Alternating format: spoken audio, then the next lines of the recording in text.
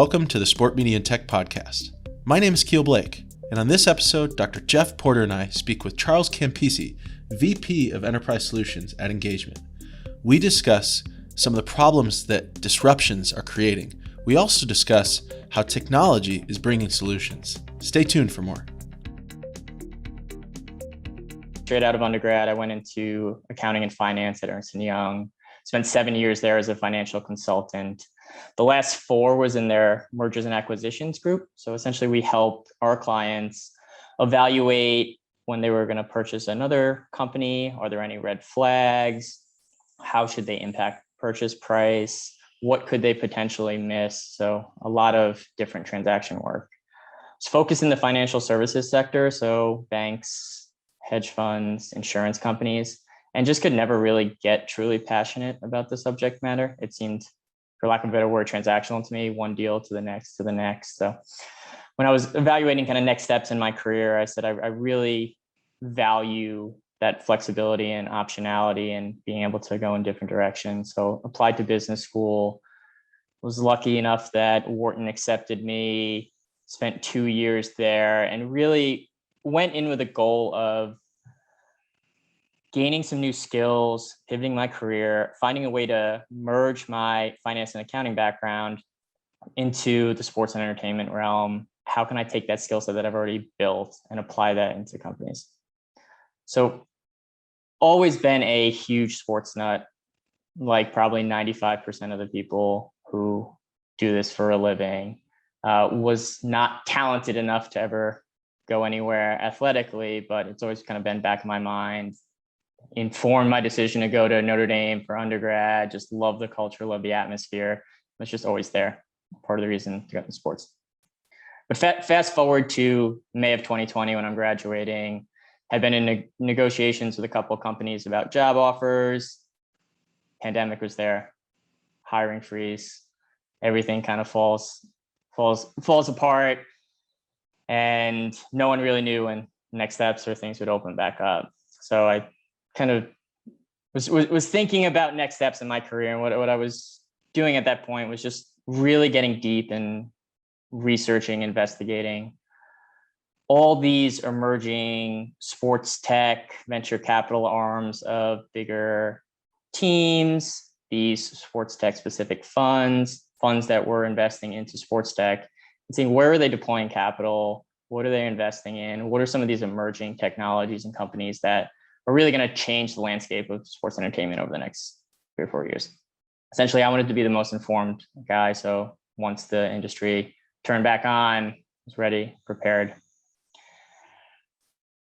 During a couple months later, reconnected with an old colleague from undergrad who ran EngageMint Partners, and we'll get to kind of a little bit what they do, and was explaining how I was looking at the industry, seeing all these emerging technology products, figuring out that it's tough for anyone and for single person to navigate it. He explained at EngageMint they were seeing a lot of difficulties from their clients on the other side, actually adopting technologies and finding new solutions and seeing how do we actually think about the future. Obviously, it was a pandemic during the time, and there was a lot of considerations, but just in general, adopting technology. So we kind of lit the light bulb in my head and said, hey, all this research, all this information, can we actually build a service around it that our knowledge base helps athletic departments really find and source and vet new technologies? And that became kind of the backbone for enterprise solutions, which I'll go into a little bit later. Let's go into it. The question then ends up being, tell us a little bit about your company, tell us a little bit about what you actually do. And we're excited to hear kind of that you talk about that transition from kind of how you saw the world, kind of what you did and how COVID impacted it. Now let's take us into why this is kind of like that niche that you were looking for, you talked about earlier. Yeah, it's a great question, Jeff. So a couple points to that. Let's start with EngageMint Partners, the overall company. So at EngageMint Partners, we have an overall mission. It's all about deepening your emotional connections with fans and employees from the athletic department perspective.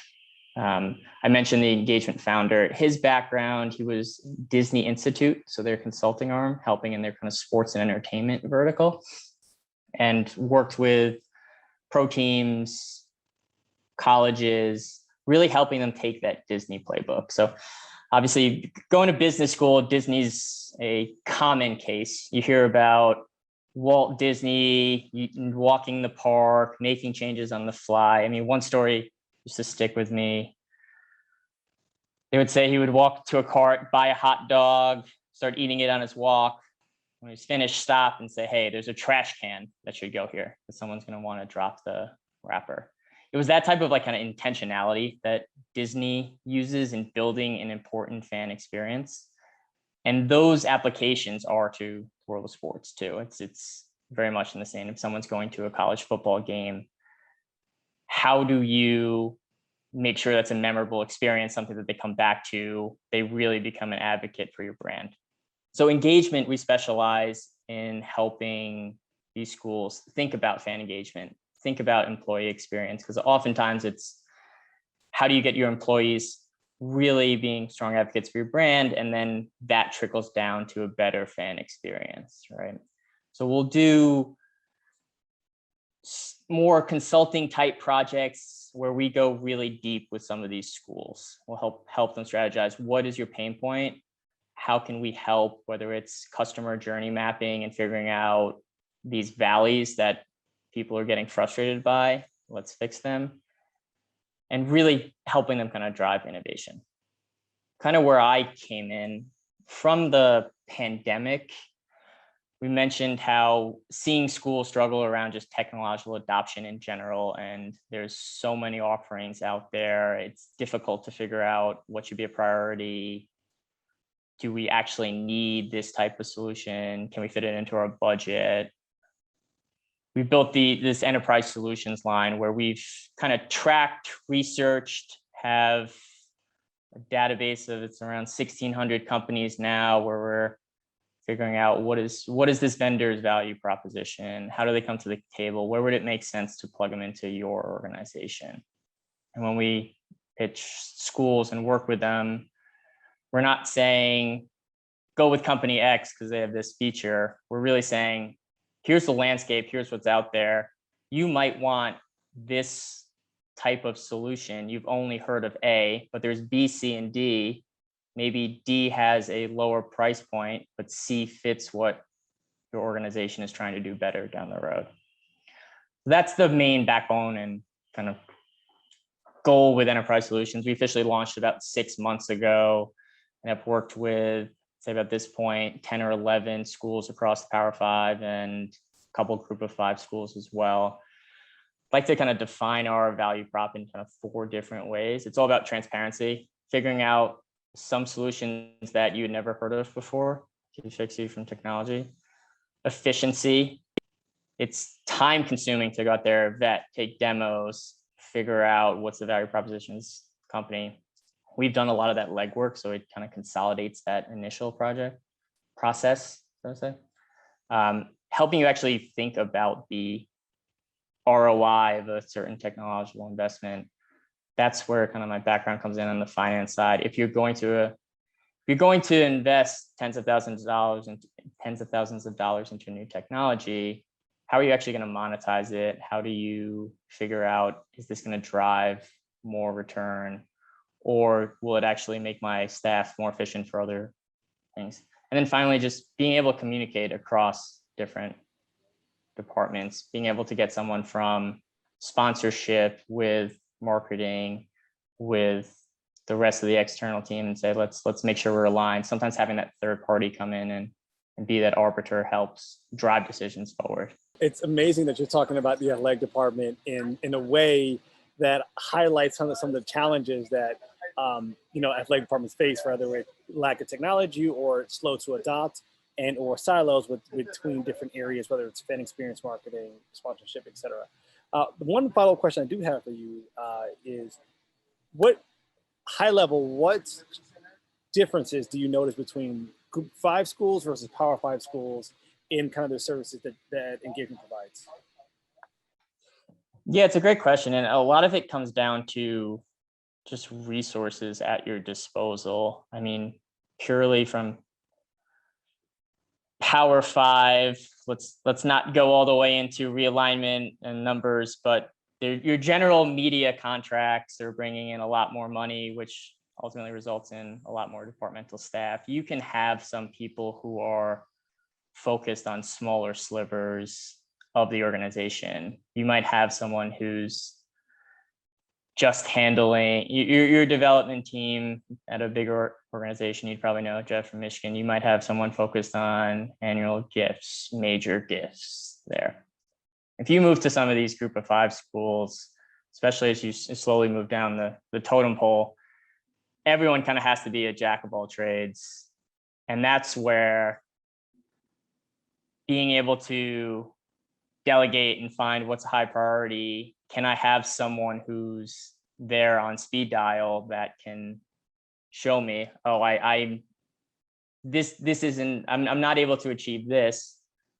Can I kind of outsource that or find it? Now, granted, it's difficult to find the budget and money sometimes, but when you have 6 other priorities, sometimes it's tough to push through new innovative solutions or think about the future or do this. That's where kind of we can come in and help. Shameless kind of plug. Hey, that's all right, Charles. I appreciate how much our students and young professionals can relate to you. The journey that you're sharing, you graduated business, your master's in business, and that right around the time COVID was just impacting the sports and entertainment industry. And you mentioned that, your original plans were disrupted, right? It took a lot for you to get into your MBA, then it took a lot for you after your MBA to find your footing. So why all this disruption in 2021 and beyond? Let's explore the causes, the effects. Who are the winners? Who are the losers right now? And what can organizations do to prepare? The pandemic itself, no one could have predicted that coming. And even if you put yourself back in your shoes, back to March, when the world kind of shut down, everyone was thinking, oh, give it 2 weeks, give it 3 weeks, we'll be over this if we just kind of all board up in our homes. And naturally, that didn't happen. But even without the pandemic, there's just been a broader shift in kind of how sports is evolving as well. I mean, we like to say sports has really gone from an events business to a media business, right? Now it's all about how do you connect with your fans out there in multiple different channels. And I'm not old enough, but from what I hear, 40 years ago, it was this game's on television, cable, everyone cozy up and watch it. Now you have fans who still watch it on cable, but some do streaming. Some just want to get the highlights from Twitter. Some are going to your website the day after to get the download.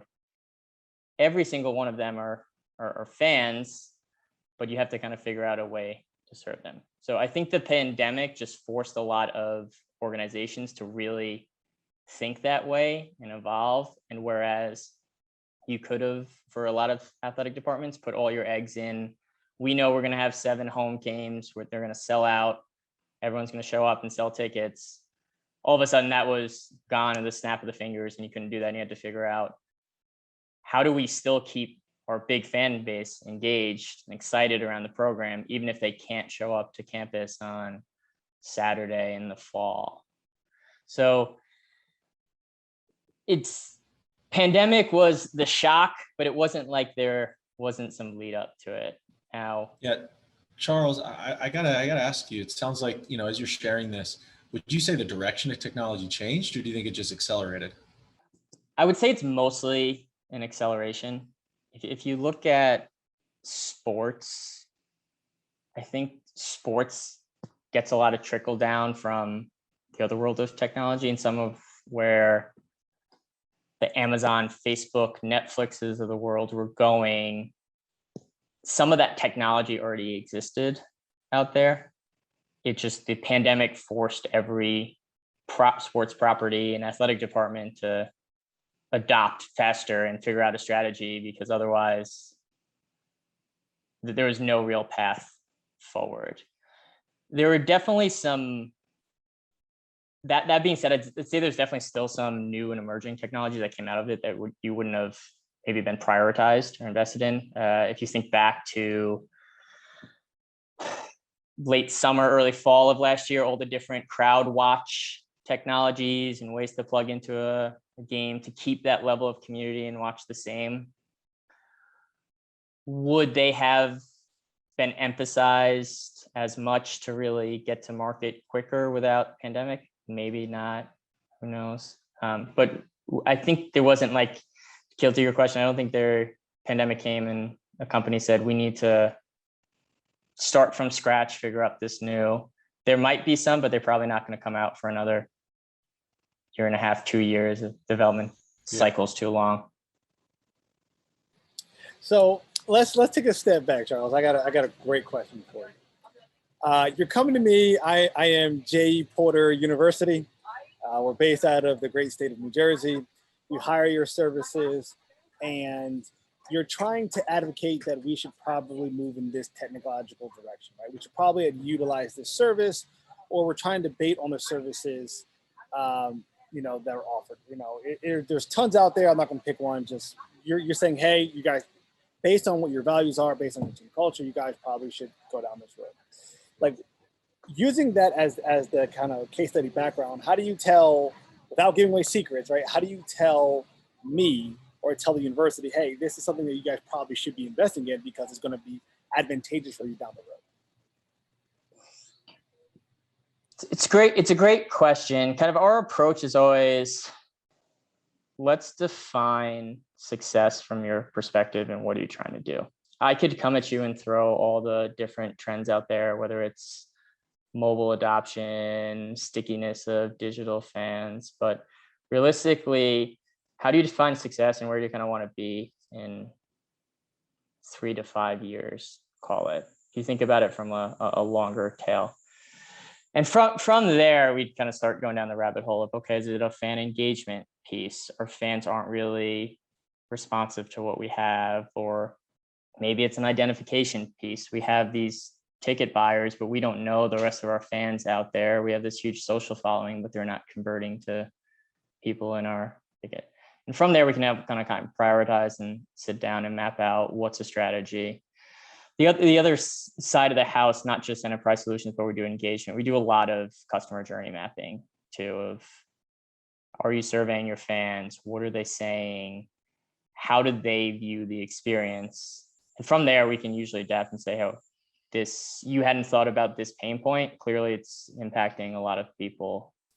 And we can go in and say, okay, we've narrowed down to this focus area. Maybe it is digital fan engagement. What are some of the tools and tactics we can use? Do you have a mobile app?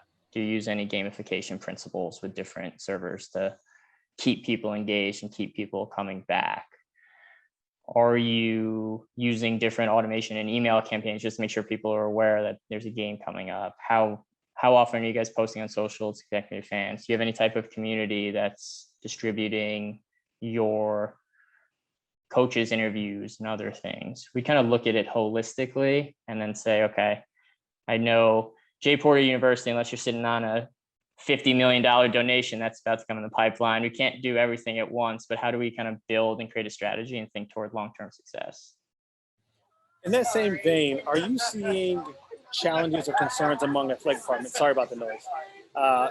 Challenges or concerns among athletic departments about the fan attendance and the fan experience starting to waver or to, diminish a little bit? I mean, that was the biggest question. And as Kill and I have talked about in class, when the radio first hit, everybody was concerned and no one was going to come to the games. And when TV was developed, the same thing. And now, are you starting to see that being a major concern among administrators in the college athletic world? There's definitely a bit of hesitancy, and the urgency is picked up. What I'll say is, just in general from life, behavior is sticky, and you have a year where a lot of fans haven't gone to a sporting event at all.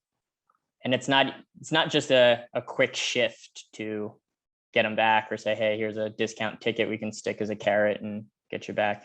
There's a lot of changing behavior, making sure the experience is safe, making sure that they have a real reason to go back. Some people who went to games all fall might have realized, oh, I actually do enjoy sitting on my couch, having some beverages, not being bothered, not having to worry about the travel. Sounds like the movie theater experience. And then movie theaters had to innovate and bring people back. So I'm curious your thoughts on that, Charles. Yeah, that it's a great analogy, Keel, and it's 100% aligned. The one thing I'll say that sports have maybe a level up from the movie theater experience is definitely that level of community. I think I've mentioned it already. I'm a Notre Dame grad. I've gone back for at least one football game in South Bend every year since I graduate. You can't replicate being on campus, the energy, seeing your friends, seeing people that I see maybe once a year. It's just, there's something different about the game, but further out you get from your last experience, sometimes it's tougher to remind people that was actually there. Fans have been away from this game for so long. Now you're trying to get them back in the stadium, but you're cramming 110,000 in Michigan's case into a stadium, right? Now you're coming all these people back in. Parking issues, concession prices, the Wi-Fi isn't great, right? Are you having all these conversations to try and get? But that's kind of the pain point of getting people back into the stadium. On one hand, the experience is amazing and you can't really replicate the experience. On the other hand, it's all these other little pain points that you have to deal with, right? It's waiting in line for concession, trying to find an open bathroom. And where do we see athletic departments going to utilize that technology to make the customer experience far and above anything that you can imagine, right? I can sit on my couch and see Disney movies all day long. It's a different experience going into the Disney theme parks in Kissimmee, so that, when you're looking at that as a model, how we transition that model into game day experience, so that to make sure the fans will keep coming into the games. So that's where we want to get to. That's the high level behind the curtain question and why I asked that question in the way he did. The pandemic forced a lot of schools to go contactless and go mobile tickets from just, we don't want to be touching everything. It's more of a safety pandemic response, but there's so much more that's potential on kind of revolutionizing the stadium experience, right? Wi-Fi is a big one.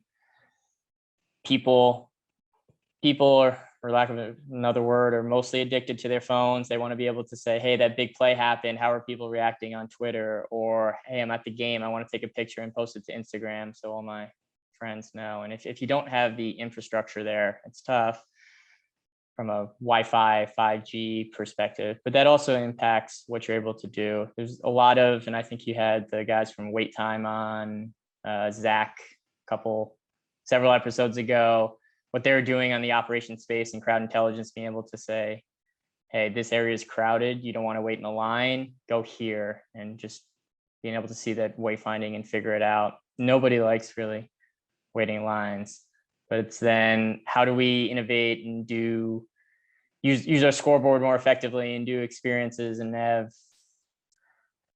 I came to the game and I can't replicate this at my couch, whether it's some type of jumbotron, TikTok dances from inside the stadium or there. And then you go down the path of mobile ordering. Can I order from my seat? You see that in the pros now, although it seems like there's a lot of difficulties from stadiums trying to pick it up too fast and not actually properly vetting the technologies. I feel like that's the next frontier for colleges, but it's still, you need to have that infrastructure in place. You need to train people. You need to see how comfortable they are using some of their mobile technologies and mobile ticketing and all. What are some of the innovative solutions that you guys are looking to implement, keeping it very high level without giving away any proprietary information? And then let's match that up to is again with the clients that we kind of touched on a bit earlier, looking at who the clients are, that we can see who lists it on our website, but the unique challenges the clients are facing. Yeah, it's been exciting from the past 6 months, and the fact that rarely have we had duplicate projects, which is great for our knowledge and training.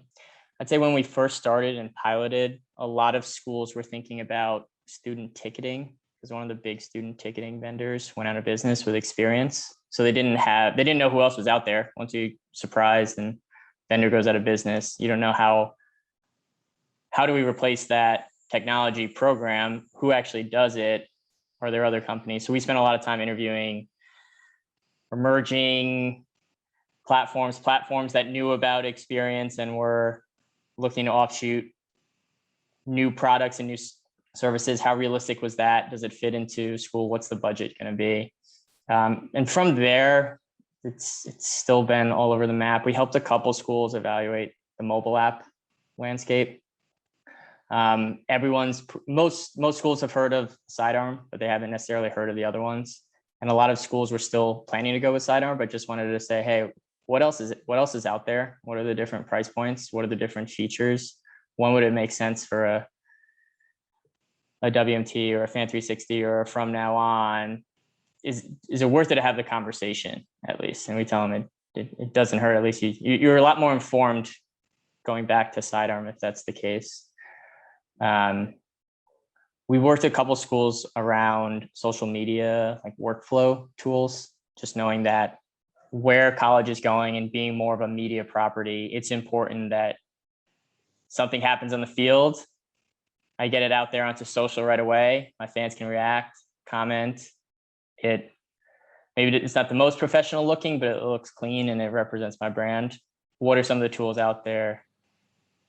Are you seeing that more and more as well, right? The colleges, universities, athletic departments are becoming more of the media company, right? Especially with name, image, likeness taking place. Are you seeing that more so now in kind of your consulting with these schools? 100%. I think you look at a department like Maryland, which introduced some of their own shoulder programming through Terrapins Plus, almost a Netflix. You have Notre Dame Fighting Irish Media, which Mark, I think, has a big role behind too with WMT. It only doubles during the NIL area, and I know you can't make the direct argument that you come to my school, you're going to make more money. But if it's clear that I'm going to go to school X and get more exposure than going to school Y, from a brand perspective, that's easy. And if you're able to control your own narrative, tell your own stories, get out there. Now, it's not always successful. And I know you look at the Longhorn Network with Texas, and I'm not super plugged in, but it sounds like them moving to the SEC is almost kind of giving up on that. It should be interesting, right? It's not giving up, or maybe it is giving up on the Longhorn Network, but it's interesting because the Longhorn Network could also then pivot into a different kind of media company as we're talking about, right? It's more of making sure that content is out there in the mass media market for the general fans who are outside of the people who are, or even for people who are watching the games in the stadium or at home or in bars, wherever else. It's just interesting to see the transformation taking place. And then, the follow-up question then becomes, you start talking about an application. Does that, boost fan experience, right? What is in the application that I can't get to another app that I already have on my phone, i.e. scheduling, stats, data, for some people, sports betting, et cetera.